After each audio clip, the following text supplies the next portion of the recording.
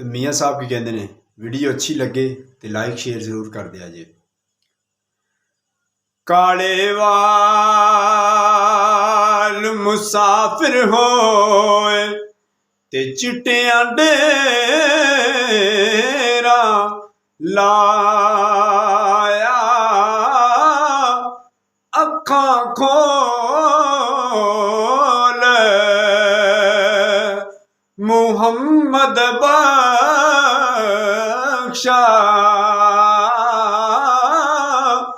ते मौत सनेड़ा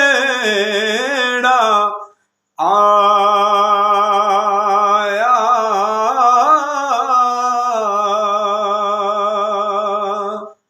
ते चिट्टी चादर अमला वाली ते दाग न लावी जड़िया मता रोज़ हशर दे आखे रब्बा की बने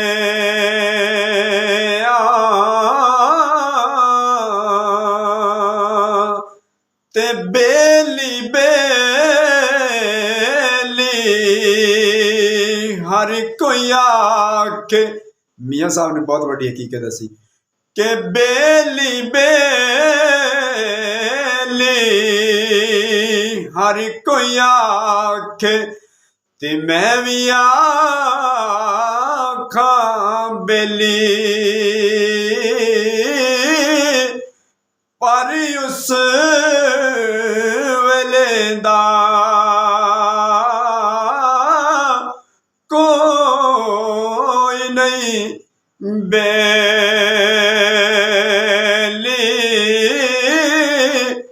जद जासी जान अकेली।